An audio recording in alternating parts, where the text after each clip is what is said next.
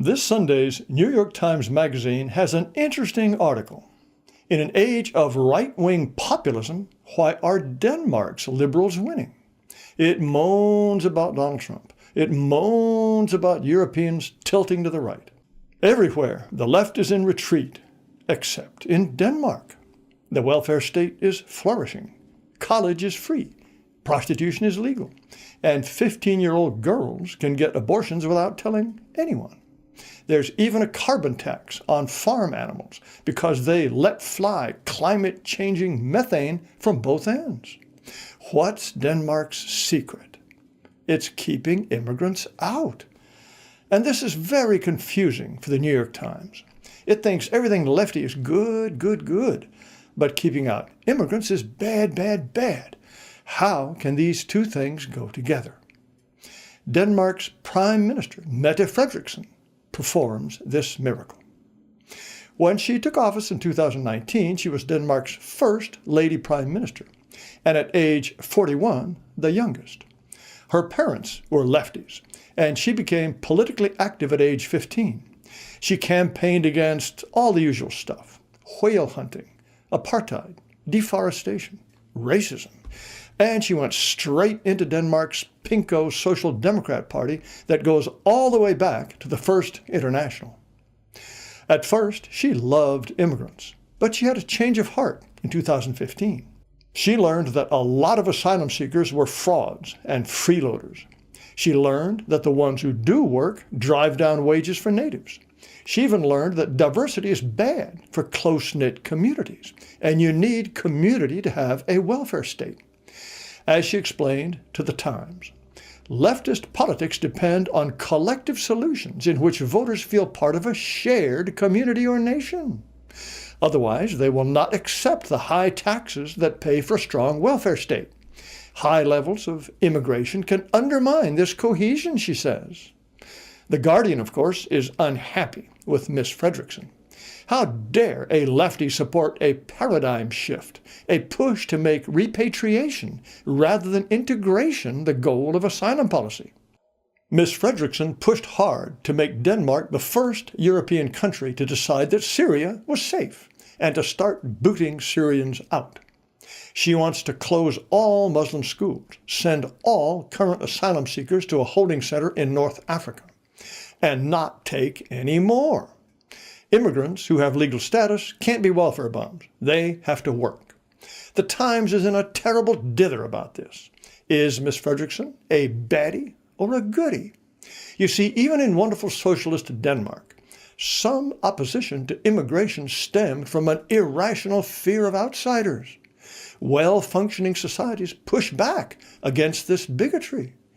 But it's a mistake to treat all dissatisfaction with rising immigration as racism. So, if you just want a high-trust, culturally and racially coherent country, you're a Nazi. If you want one because you're trying to build a socialist paradise, well, then it might be okay. Well, I don't like the welfare state. It's dysgenic to tax productive people to subsidize unproductive people. But if Mette Frederiksen thinks she can make that work by keeping Denmark Danish, I say, God bless her. She isn't the only lefty who thinks that way. Sarah Wagenknecht, who was once a big deal in the German left, wants a fat welfare state. She too says immigrants are a problem. Germans are more willing to pay for handouts if the handouts go to fellow Germans. So white advocates may find themselves with pretty queer bedfellows. Pim Fortuyn of the Netherlands started out as a Marxist, but he went hard right on immigration. He said Muslims were backward and wanted none of them in his country. Part of their backwardness was hatred of homosexuals. And if there were too many Muslims, then homosexuals, like Fortuyn himself, would have to go back into the closet. In last week's German elections, if only homosexuals and lesbians had voted, the outcome would have been different. In the actual vote, shown here, the only serious immigration control party, AFD, the blue bar in the middle, came in second with 20.8% of the vote. According to this poll of non-heterosexuals only, they would have put AFD in the top spot at 27.9%. Non-heteros under the age of 40 would have given the AFD a crushing victory of 33%. These results are skewed because there are a lot more male than female non-heteros, and men favored the AFD over women 24% to 17%. Still, there is clearly an independent homo effect. I think they don't like the idea of being thrown off tall buildings or being stoned to death. I want Europe to stay European because I love white people. I love our heritage, our culture, our way of life. And I want them to flower and flourish forever. Our greatest immediate threat is immigration and the Great Replacement. I support anyone who wants to stop that. For religious reasons, environmental reasons, social reasons, I don't care. Some people may think ending immigration and a firm remigration policy are the only way to save same-sex marriage and nudist colonies and abortions for 15-year-olds. Saving our people is job number one. Once we are safe behind tight borders, we can work out all our differences. And we don't all have to reach the same solutions. The Dutch and the Danes might want women to marry each other.